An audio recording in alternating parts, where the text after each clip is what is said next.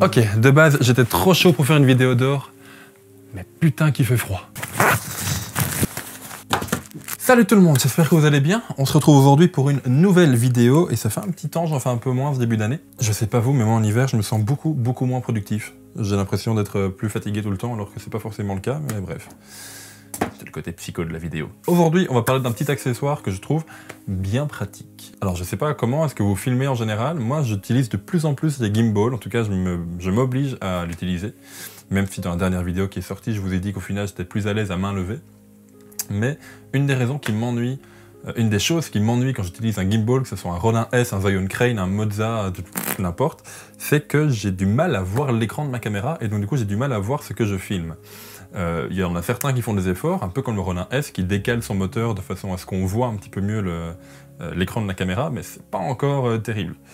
Du coup, il y a une petite entreprise qui m'a contacté pour vous présenter un produit. Alors c'est du coup une vidéo un peu sponsorisée dans le sens, ils m'envoient le produit et je peux le garder, donc ça c'est cool de leur part, mais je suis pas payé pour dire ça non plus, donc d'un côté, si j'ai envie maintenant de les descendre et de garder le produit, bah il n'y a rien qui m'en empêche. Ce petit produit, il me tentait bien depuis un petit temps, et s'il ne me l'avait pas envoyé, très sincèrement, je pense que je l'aurais pris. C'est ceci. Le Feelworld F5, c'est un petit moniteur de 5 pouces qui a beaucoup d'avantages pour un prix vraiment très réduit. Il faut savoir que de base, j'avais un moniteur qui était le Aputure VS5X, VS5S, VS5... Je sais plus quelle lettre il y a au bout. C'est pas grave. C'était vraiment un très chouette moniteur, mais je trouvais trop gros pour moi et sincèrement, du coup, ça dénaturait un petit peu l'option pratique du Ronin que j'avais, que je pouvais emporter partout. Le Aputure était vraiment très gros à côté. Du coup, Feelworld, il est vraiment tout petit comparé à mon téléphone qui occupait de me filmer là. Il fait quasiment la même taille que mon téléphone. Pour info, c'est un Samsung S9 Plus, donc c'est fatalement pas le plus petit des téléphones, mais il est vraiment très pratique à glisser un peu partout.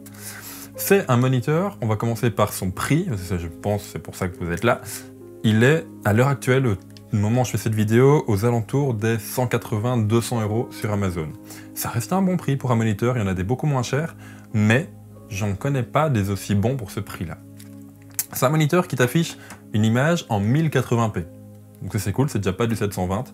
Il y en a déjà beaucoup qui font du 720 ou des résolutions un peu bâtardes entre la 720 et la 1080. Lui, il te fait de la 1080, donc voilà, c'est cool. Il peut recevoir un flux jusqu'en 4K 30 images secondes. Bah, ça tombe bien avec mon Sony A7 III, j'ai pas de 4K 60, donc ça tombe bien. Il a, niveau connectique, pas mal de petits trucs sympas. Il a un HDMI in et un HDMI out. Il a un DC in et un DC out. Alors l'HDMI, bah, du coup, c'est pour recevoir le flux vidéo, et le out, c'est pour l'envoyer vers un autre moniteur, si jamais tu veux mettre plusieurs moniteurs en chaîne. Si tu fais une fiction, des choses comme ça peut être vraiment cool. Un moniteur pour l'opérateur caméra. Un moniteur plus loin, du coup, pour le réal, qui est plutôt assis peinard dans son coin. Ça, c'est le cas où tu as une grosse équipe. Après, si tu veux plusieurs moniteurs, il y a toujours moyen avec celui-là, et c'est vachement cool. Il peut utiliser deux types de batteries pour être alimenté. La première, ce sont les batteries Canon, les CE6, les batteries Canon que tu connais pour ton 70D, 80D, 5D, 6D, les batteries Canon. Tu dis ça, tout le monde connaît. Moi, personnellement, j'utilise les batteries Sony. Alors, c'est pas les batteries de l'appareil Sony, ce sont des batteries qui ont un nom un peu bizarre. Des F970 sont des batteries assez connues. C'est ces batteries-là. Alors, j'utilise la marque Patona, parce que non, les batteries ne sont pas fournies avec l'appareil, chose à savoir. J'utilise la marque Patona, c'est une marque que j'aime beaucoup, qui est pour moi très fiable. C'est pas non plus les meilleures batteries niveau autonomie, mais c'est pour moi les meilleures batteries niveau rapport qualité-prix. Des batteries comme ça, j'en ai eu deux, plus le chargeur, parce que j'avais plus de chargeur, j'ai dû le perdre quelque part, soit. Plus le chargeur, j'en ai eu peut-être pour 35-40 €. Chargeur plus deux batteries. Donc voilà, à savoir que j'utilise également des grosses batteries, des plus grosses que ça, qui sont du coup, ces batteries-là. Mais j'avais peur que sur le Ronin, ça fasse un petit peu trop contrepoids, parce que celles-là sont fatalement beaucoup plus lourdes que celles-là. Voilà. Et c'est aussi de la marque Patona. Dans le bon sens, c'est mieux. Hop. Bref, revenons-en au moniteur. Tu peux l'alimenter donc par batterie, que ce soit Canon ou Sony, et il a plein de fonctions qui sont sympas dedans. Alors j'en parlais un petit peu avec un passionné tantôt, qui est vendeur chez Photogalerie, qui me disait, il y a un truc un peu con dessus, et c'est vrai, c'est qu'il n'est pas tactile. Ça aurait été juste le must. S'il avait été tactile, ça aurait été pour moi vraiment le meilleur moniteur au monde. Mais bon, c'est vrai qu'il a plein de boutons au-dessus, qui vont te permettre de naviguer dans les menus assez facilement. Coucou, voici les boutons. Qui vont te permettre du coup de voyager dans les menus très facilement, et tu vas en avoir besoin parce qu'il y a vraiment plein d'options dedans. Vraiment. Je te les cite vite fait. Il y a l'histogramme, le focus picking, les fausses couleurs, les zébras, les grilles de façon à améliorer ta composition, un zoom dedans pour voir si c'est net ou pas, un mode anamorphique qui va du coup étirer ton image, et un truc que j'adore.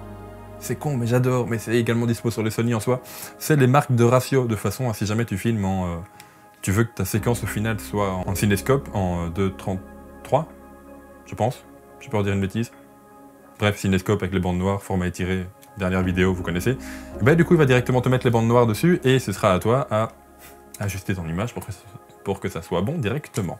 Petite chose toute sympathique, il y a ici la tâche. Hop, coucou. Que tu peux venir dévisser avec fatalement un tournevis, c'est 2 petites vis en croix, que tu peux mettre du coup en dessous, de façon à mettre le moniteur attaché par le dessous ou attaché par le côté. Je vais t'expliquer ça maintenant. C'est vrai que je vous parle du moniteur, mais je vous montre même pas sa boîte. Le voici. Feelworld F5 4K. Il n'y a pas d'infos sur mon adresse, non? Ça va. Dans la boîte, on va retrouver plein de choses, mais que j'ai déjà du coup enlevé de la boîte, fatalement. Dans la boîte, on va retrouver plein de choses, mais vraiment l'essentiel. On va retrouver d'abord cette espèce de bras magique, je sais pas comment tu peux appeler ça. Cette chose qui va te permettre du coup d'attacher le moniteur à la caméra. Alors je sais pas vous le montrer parce que fatalement, si la caméra est là et que le truc est là, je sais pas te le mettre dessus. Enfin, ça paraît logique. Tu l'attaches, hop. Alors, en 2 temps, 3 mouvements.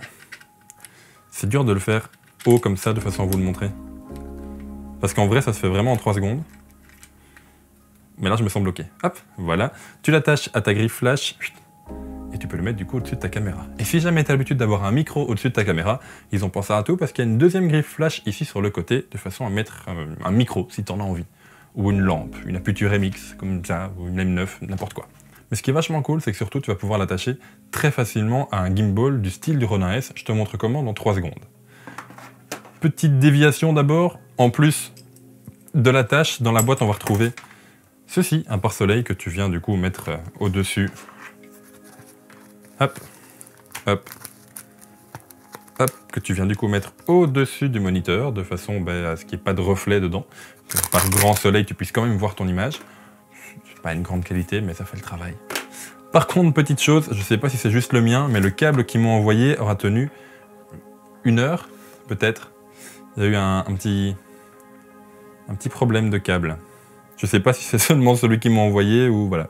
Faudrait que du coup je m'en retrouve un parce que j'ai remarqué que j'avais plus de câble HDMI. Ce qui est assez fâcheux. On passe maintenant à son utilité première dans mon cas à moi, l'attacher à un Ronin de façon à voir ce que tu filmes quand tu as un gimbal en main, tout simplement. Pour ceci, tu auras besoin d'un Ronin ou de n'importe quel autre stabilisateur. Moi de mon côté, parce que c'est pas fourni avec, j'ai été acheter 2 petites choses.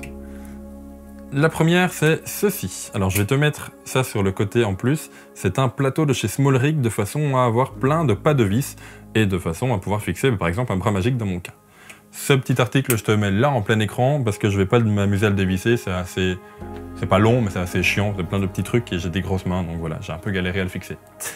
Mais c'est juste parce que je suis pas doué. En soi, c'est hyper pratique à fixer. Soit. En plus de ça, du coup, j'ai récupéré vite fait un bras magique qui traînait dans mon armoire de façon à pouvoir mettre le moniteur un peu comme je veux, un peu dans tous les coins. Ok? Je pense que tu auras deviné du coup, vu que le bras magique est comme ça, on va venir mettre le moniteur sur le côté, si tu veux bien. Voilà, le moniteur est fixé du coup au Ronin. Alors je suis désolé pour les bruits de claquement, mais le Ronin ne se fixe pas quand il est éteint, du coup ça claque un peu, c'est pas grave. On a le moniteur qui est à l'envers, mais c'est pas grave. Dans la menu, tu vas retourner l'image tout simplement. Tu fais une symétrie verticale, de façon à ce que l'image soit inversée. Et du coup, ça fonctionne très très bien. Moi, de mon côté, ça donne quelque chose comme ceci. Quand je filme, je vois l'image par ici, alors que ma caméra est au-dessus, et ça me permet du coup, hop, d'être complètement à mon aise.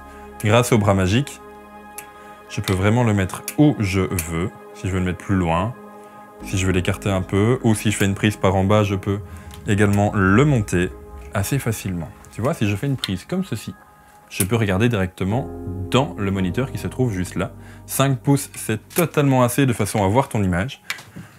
Et c'est vachement pratique pour mieux composer ton image quand tu utilises un gimbal. Et ça se range en 3 secondes. Il suffit de le dévisser, évidemment d'enlever le câble HDMI. Personnellement, le bras magique, je le laisse toujours le long du Ronin. Le bras magique, au passage, c'est un tout petit de chez SmallRig qui a dû coûter 10, peut-être 15 € grand maximum. Donc, si jamais tu veux prendre ce Filward F5 et t'en servir comme moniteur pour ton gimbal, rajoute peut-être, allez, on va dire 60 €.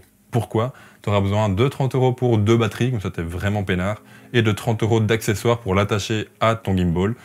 Ici, donc, je vous rappelle, j'ai pris une, comment ça s'appelle? Une baseplate, je pense, chez Small Rig. Donc juste un petit truc à fixer de façon à avoir plein de pas de vis. Et sur ce pas de vis, j'ai mis un petit bras magique de façon à tenir ce Filward. Il est absolument léger, donc n'importe quel bras magique fera l'affaire. Attendez que je retrouve son poids. 142 grammes, 5. Les 5 sont vachement importants. Non. Tout petit produit, mais qui pourtant est vachement bien. Je m'en suis servi sur le dernier vlog que j'ai fait. Alors, comme je vous l'ai dit dans le vlog, donc j'ai beaucoup moins utilisé le Ronin que ce que je pensais, mais finalement j'ai beaucoup plus utilisé le moniteur sur l'appareil photo. Ça me permettait du coup d'avoir une image plus grande, plus détaillée, je voyais plus si c'était net, il y avait de meilleures dynamiques, je voyais directement l'histogramme qui était dessus. Fatalement, c'est toutes des informations que tu peux avoir sur l'écran de ton appareil, mais avec un écran un peu plus grand, 5 pouces pour moi c'est vraiment la taille idéale, 7 c'est un peu trop grand, ben, ça permet du coup d'avoir toute ton image, de plus facilement la composer, etc. Le Filward F5, je vous le recommande à 200%.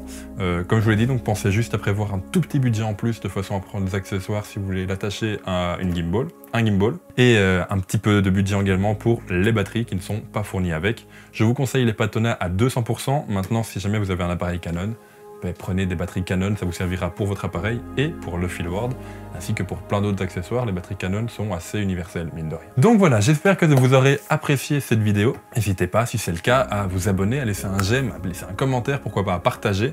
N'hésitez pas à me dire dans les commentaires le genre de matériel que vous aimeriez que je teste. J'en reçois pas mal depuis un petit temps, et c'est pour ça que je suis un peu en retard, parce que je teste un peu tout ça de mon côté. On se retrouve très bientôt pour une prochaine vidéo.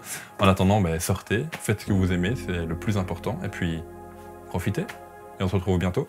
Ciao!